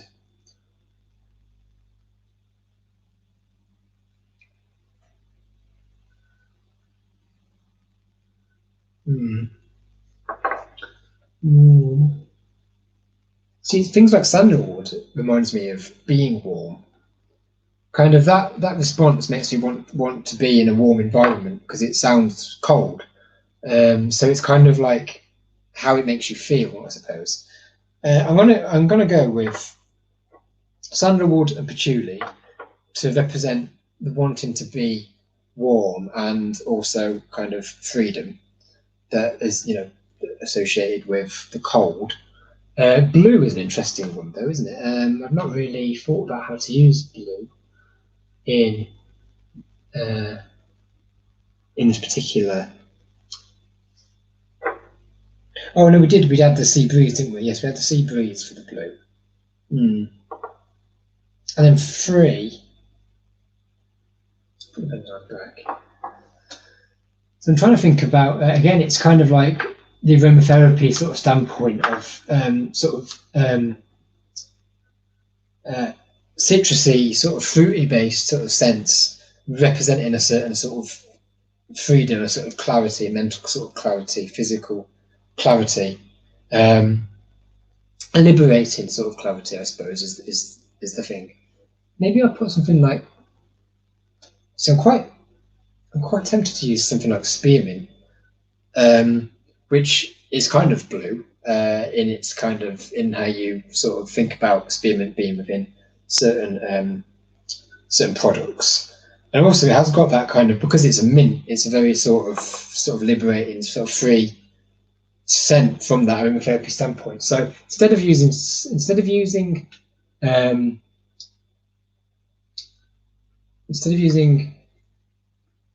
fruit-based oils, I'm going to use sort of mint-based oils instead, I think. Although I've got lime here, which is kind of, again, it's got that sort of liberated sort of aromatherapy standpoint, hasn't it? So this is a slightly left field perfume that I'm going to make here, but we're going to have a patchouli, sandalwood, summer breeze, sea breeze. Start again. Patchouli, sandalwood, sea breeze, spearmint, lime, and they all represent the blue, cold, and free response that Annie has given. And it's an abstract sort of concept where I'm thinking actually not necessarily about the response, but how the response makes me feel and what the response makes me want to do. It makes me want to get warm and retain that sort of sense of sort of freedom. So the warmth comes from the sandalwood and the patchouli, but that sort of sense of freedom comes from the spearmint and the lime. And then you've got the sea breeze to sort of bridge everything together and sort of represent that blue response. And that's what I'm going to do now. So patchouli, we're going to have five again. We're going to have about 5 drops of each one. So patchouli is going in first.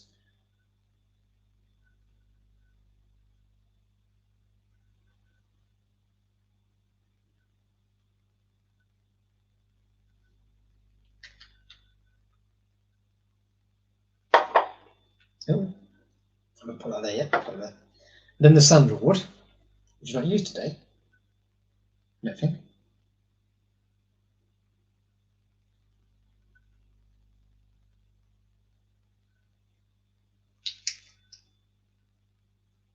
So sandalwood's gone in, and then the sea breeze to represent that blue.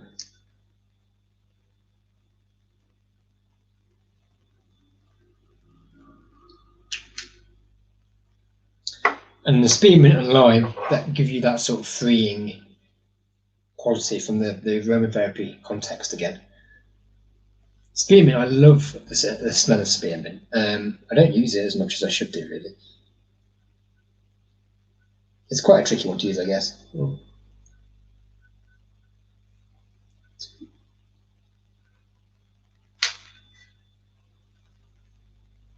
3, 4, 5.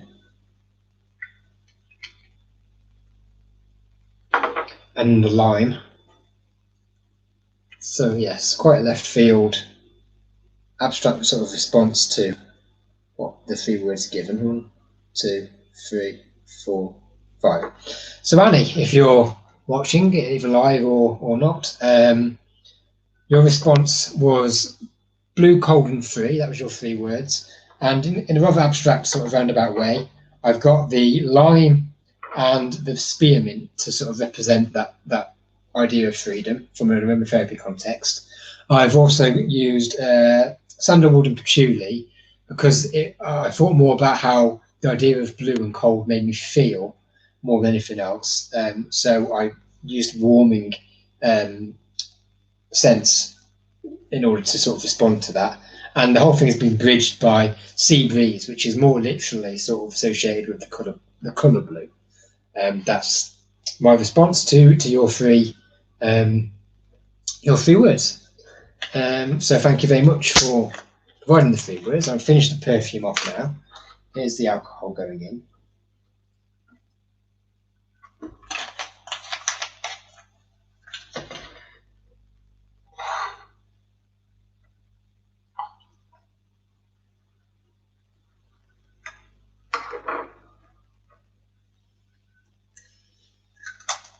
And of course it's the old shake again.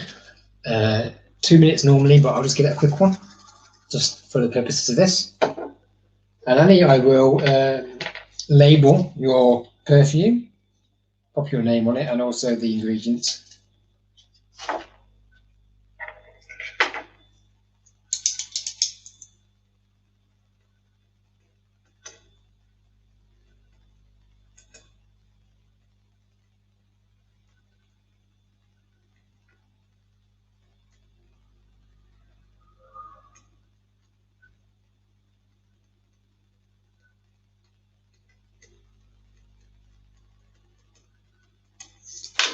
There we go, sorted, perfect.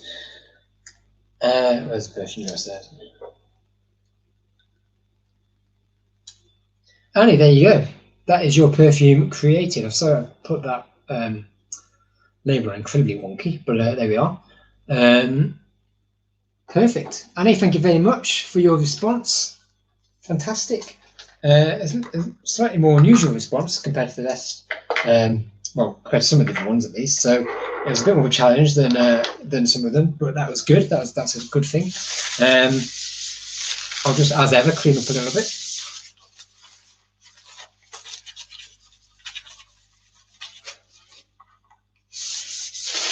And pop them away. We have got another 4 minutes until the next perfume and the final perfume scheduled for today. So as ever, if you want to ask me anything, feel free to do so. Otherwise, I'll just sort of rabbit on for about 5 minutes about nothing at all, really. I'll pop these away, of course. It does help to be very organised. Sometimes it's difficult to remain organised, but I find it much easier to make perfume when everything's sort of in place to begin with, and then you can start sort of dragging things out and having a look and experimenting. Anyway, that's me. What have we got? We've got 3 more minutes until quarter to 3. And yes, like I say, it's the last perfume of the day. It's the last scheduled perfume of the day. So that's a thing. Last one today, but we've got obviously tomorrow as well. Again, I'm running these sessions from 10 o'clock till midday tomorrow, as well as 1 till 3 tomorrow. So 4-hour session with an hour break in between, I guess, is how you could think about it.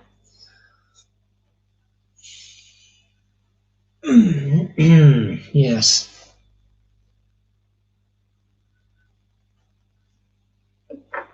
Got a bit of the alcohol gel, which is obviously quite a common thing to see these days. I'm using it just because my hands are getting a little bit sort of potent. I'm obviously very careful. We're using essential oils and fragrance oils, so I'm always very careful and respectful to the materials that we're using, but you can't stop the little bit of scent seeking through every now and again. Useful to have a bit of alcohol gel because of that, and obviously useful to wash the hands, which I'll be doing in about 20 minutes time. And as ever, we're waiting until dead on 1:45 because the person that I'm making this perfume for might want to watch it live. So I'll wait until they are potentially going to be available. I don't want to go too soon. Potentially they could miss what we're doing. So we'll wait another minute.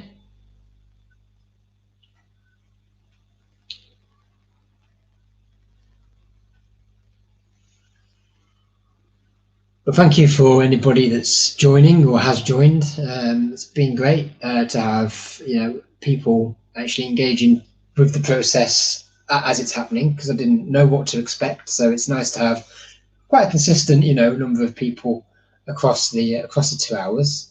Yeah, I really appreciate that. We're nearly at the end, like I say, but we've got 1 more perfume to go. And any minute now we'll begin. In fact, we'll begin right now. It's just turned over to 2:45. So the next person would like to remain anonymous, which is absolutely fine. But thank you very much for your response that you gave to me.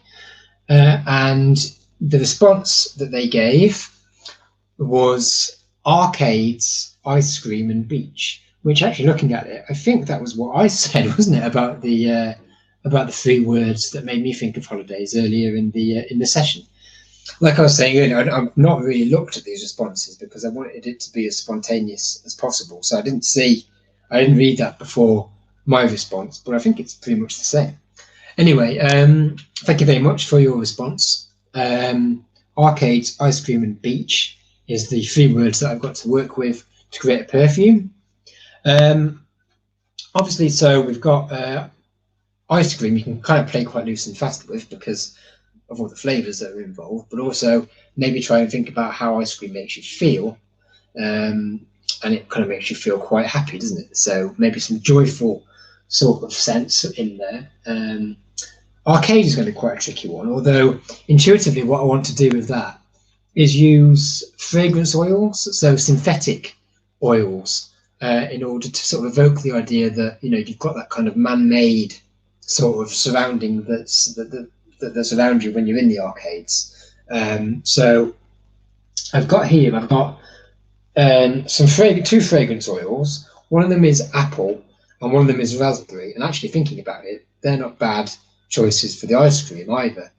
So I wonder if I'm going to use, just to represent the idea of that sort of man-made sort of environment. And obviously the colours, you know, the greens and the sort of pinks, quite vibrant colours that you'd find within the arcade as well. So I am going to use this definitely for the arcade, potentially for the ice cream as well, actually. But then we've also got beach.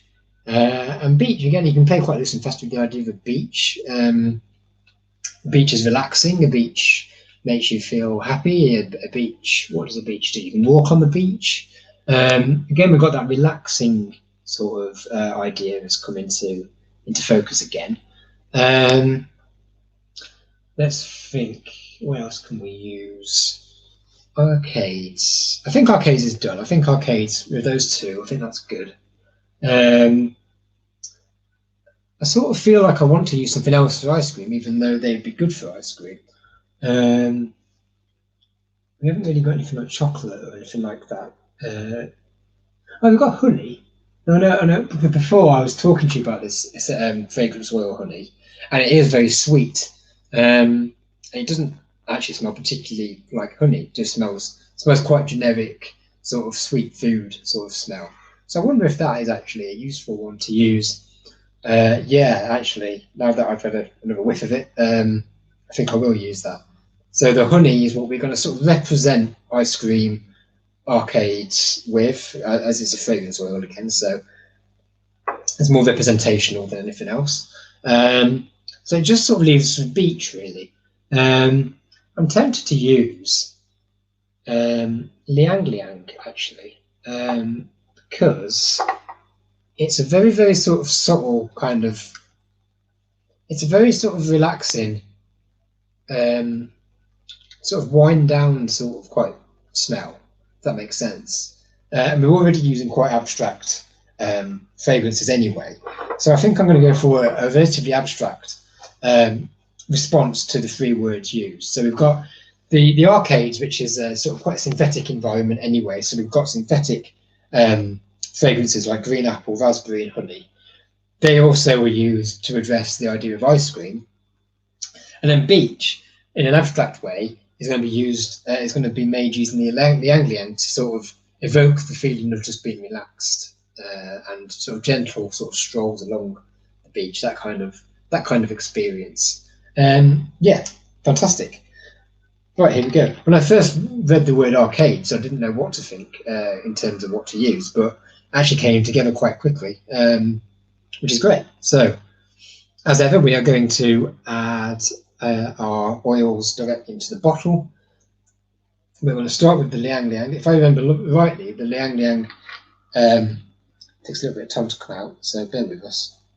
Oh, no, I was completely wrong. 2, 3, 4, 5. 5 drops of liang liang. Again, we're trying to get about 1.1 grams of fragrance. And Should reach that by with 5 drops of each note. We should get quite near it. 5 drops of each oil, I should say.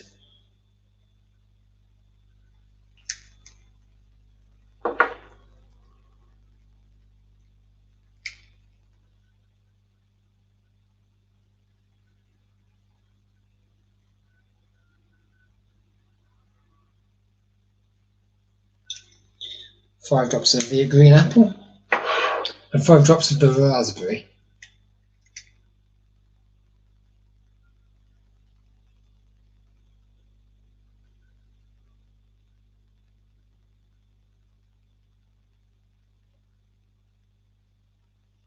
That's very potent raspberry, actually. And I put a little bit more honey and liang liang in just to give it a bit more balance, because we've got more top note than middle note and base note. We're not quite up to 1.1 grams yet.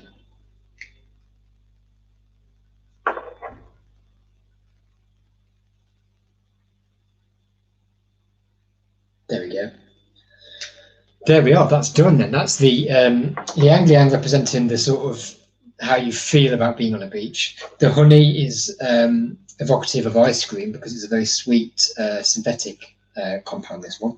And then we've got the green apple and the raspberry, which allude to the idea of arcades because there's a vibrancy within the colour of green apples and raspberries. And also these are synthetic fragrance oils. So you've got, it alludes to the synthetic sort of nature of the arcades.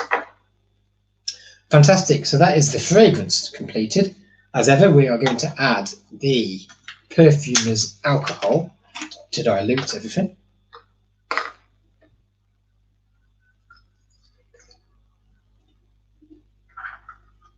30 ml going in.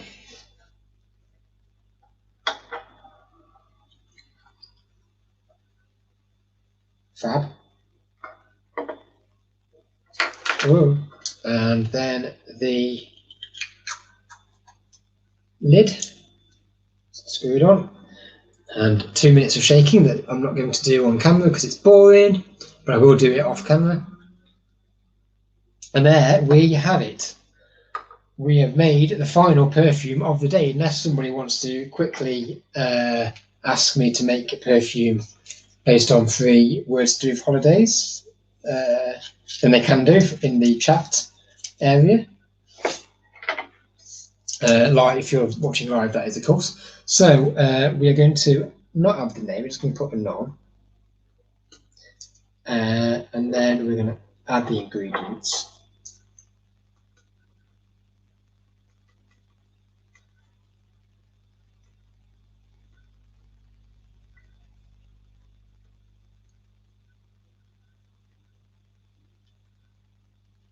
Green apple and honey. Excellent. That's that. That's the effectively the end of the session. I'll stay on till 3 o'clock just in case anybody wants to ask me something or wants me to make a perfume. I don't mind running over slightly either, incidentally. So if anybody wants to do that, then they can do. But that is otherwise the end of the first day, unbelievably. Very nice, very nice, very nice. Enjoyed that, it was good. Thank you very much for everybody who watched over the last 2 sessions. Great to have you with us, and thank you for any contributions, whether it be contributions before the sessions took place or contributions during the session. Yeah, so I'm here till 3 o'clock, so I'm here for another 5 minutes. If you want to ask me anything, then you can do, or you can, even if you're, if you know me on Facebook or whatever, then you can ask me via that. Don't mind how you get in touch. In fact, somebody has got in touch, I think.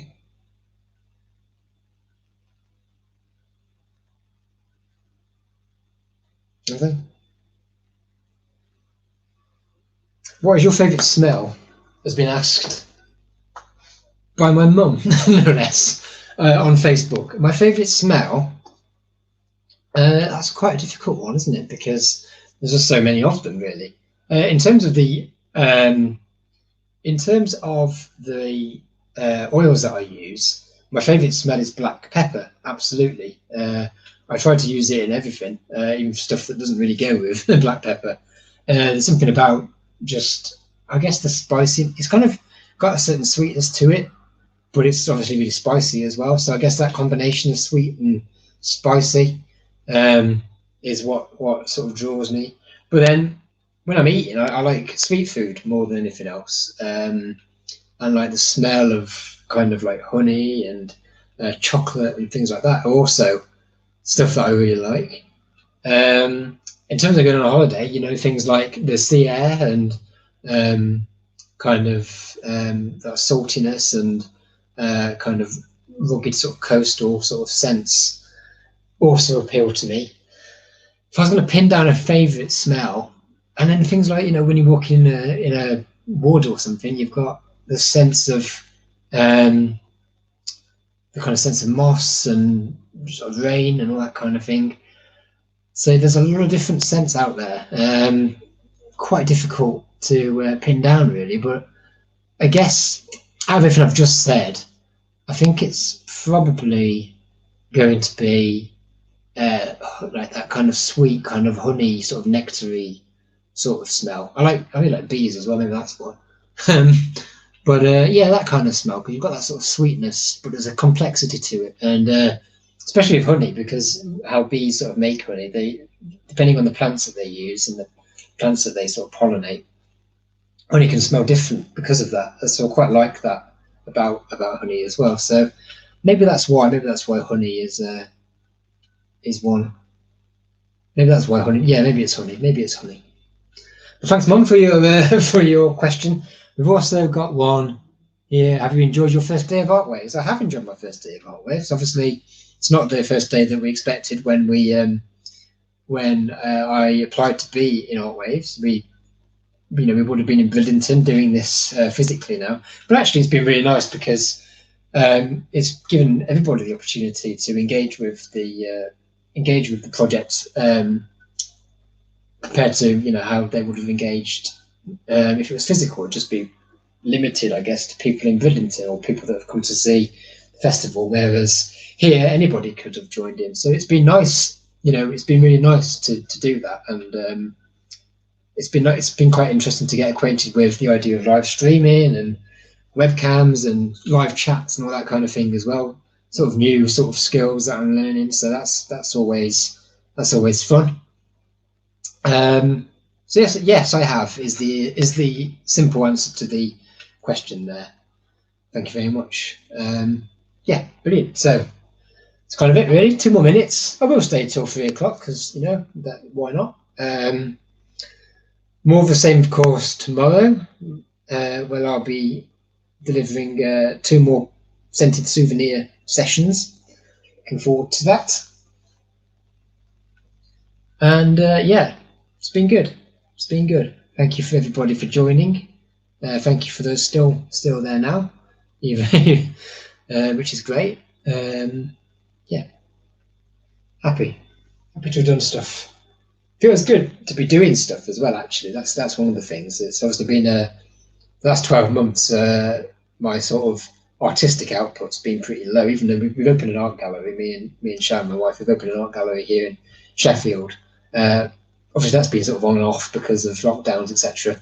But in terms of my own practice, I created a video series about plague cures, which was really fun. And that was it for a whole year, really. Which is unlike me. Usually my output is there's a lot more going on than that. And then this year, it already starts to feel like, you know, I am getting back slowly to doing more stuff, and that's exciting.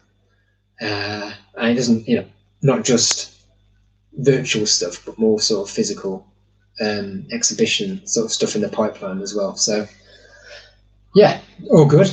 Onwards and upwards, as they say, and hopefully I'll see some of you again tomorrow for some more fun and fragrance for scented souvenirs. But it's now 3 o'clock, so I will say goodbye to you all. Thanks for joining me once again, and yeah, great stuff. Thanks very much. Bye.